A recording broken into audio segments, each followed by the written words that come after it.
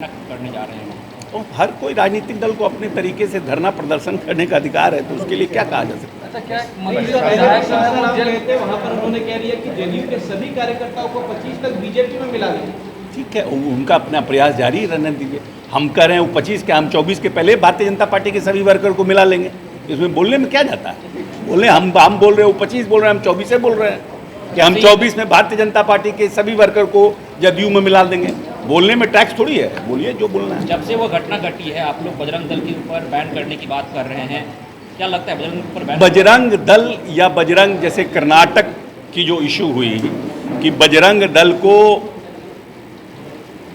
उन लोगों ने अपने, और पीआईएफ को भी, एक जो एक्सट्रीमिस्ट हिंदू एक्सट्रीमिस्ट हैं उनको और जो मुस्लिम एक्सट्रीमिस्ट हैं उनको, जो धार्मिक उन्माद पैदा करके प्रदेश के माहौल को खराब करने का प्रयास करते हैं, कांग्रेस ने अपने घोषणा पत्र में उन दोनों को बैन करने के लिए लिखा।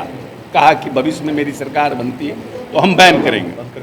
तो वैसी परिस्थिति में भारतीय जनता पार्टी के जो लोग जिस तरह का बयान दे रहे हैं कि बजरंग दल हनुमान चालीसा का पाठ करेंगे, तो बजरंग लिख देने से हनुमान जी के अनुयायी कोई हो जाता है क्या?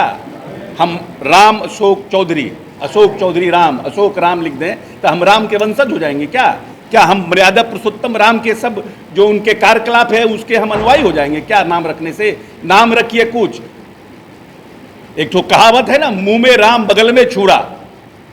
किस भगवान राम के क्या नाम है, आपके शोभा यात्रा में कहीं देखे तलवार लेकर के लोगों को चलते हुए, भाला लेकर चलते हुए?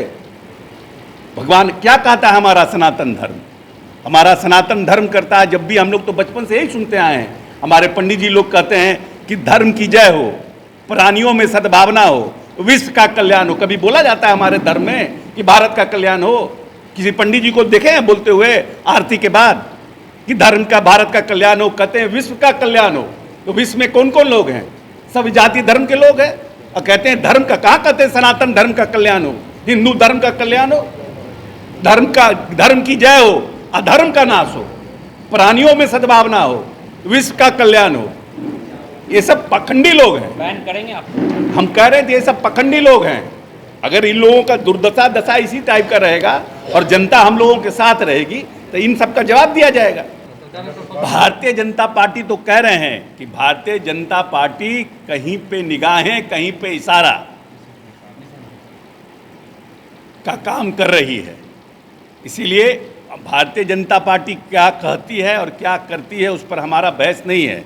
हमारा बहस है कि हम किनके साथ, हमारा कमिटमेंट है, हम क्या चाहते हैं और हमारी नीयत क्या है। नीतीश कुमार ने इस प्रदेश में जब से 17 वर्षों में जिन भी योजनाओं का निर्माण किया है, उससे जो पिछले पायदान पे लोग खड़े हैं उनको कैसे आगे ले आया जाए, उसके लिए योजनाओं का निर्माण किया है। और सभी सरकार को ये अधिकार है कि उनके प्रदेश में भीख मांगने वाले लोग कौन हैं, फुटपाथ पर रहने वाले, सब्जी बेचने वाले लोग कौन हैं, वो किस जाति के आते हैं, इस प्रदेश में मजदूरी करने वाले लोग कौन हैं और वो किस जाति से आते हैं, जो पलायन हो रहा है इस प्रदेश में मजदूरों का, उनकी जाति क्या है, इसके लिए भविष्य में हम क्या योजना बनाएं, इस सरकार को जानने का अधिकार है। हम लोग पूरी तरह से न्यायालय को संतुष्ट करेंगे और हमें पूर्ण भरोसा है कि न्यायालय हमारे पक्ष में आदेश देगा। कभी न कभी बीच बीच में ये बातें उठती रही है कि आर्थिक रूप से जो लोग पिछड़ गए हैं, जिनके बाप दादा के पास कभी एकड़ों ज़मीन होती थी, अब उनके परिवार में बंटवारा होते होते सब लोग हैं तो अपर कास्ट के, लेकिन उनकी आर्थिक स्थिति खराब हो गई है। इन सब चीज़ों के लिए सरकार ने ये काम शुरू किया था और इस काम के माध्यम से जानना चाह रही थी कि जो बड़ी आबादी इस प्रदेश में रहती है उनकी आर्थिक और सामाजिक स्थिति क्या है, भविष्य में हम उसके लिए किन किन योजनाओं का निर्माण कर सकते हैं जिससे वो समाज सबल हो सके और मुख्यधारा में जुड़ सके, उसका प्रयास कर रहे थे। हम अभी भी कमिटमेंट हमारा है कि हम इसका काम आगे भी जारी रखेंगे। हम लोग सरकार पूरे जो आदेश हुआ है, अंतरिम इंटरिम जो ऑर्डर हुआ है, हाई कोर्ट का उसको समझ रही है, उस पर बैठकें हो रही है और निश्चित रूप से इस पर कोई न कोई रास्ता, मजबूत रास्ता कैसे निकले, इसका निर्णय सरकार करेगी और हाई कोर्ट में भी मजबूती से अपनी बातों को रखेगी।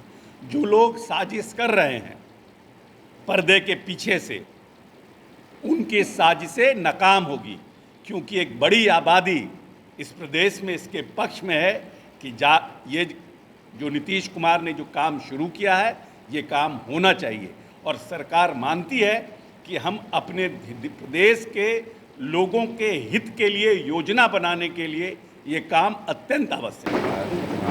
मुंबई में भी जाकर लोग मिला, क्या कुछ तैयारी नहीं, माननीय नेता बहुत लंबे समय से ये बात कहते आ रहे हैं कि विपक्षी एकता होनी चाहिए और विपक्षी एकता के साथ अगर हम चुनाव लड़ते हैं तो हमारी जीत सुनिश्चित रहेगी और उसके लिए उनका प्रयास अब कामयाब भी होता दिख रहा है। बहुत से लोग, बहुत से साथी विपक्षी दल के सब लोग इस पक्ष में आ रहे हैं कि विपक्षी एकता की ज़रूरत है और हम लोग साथ में आएंगे। कर्नाटक के चुनाव के बाद हम समझते हैं कि कुछ बड़ी मुहिम की शुरुआत होगी।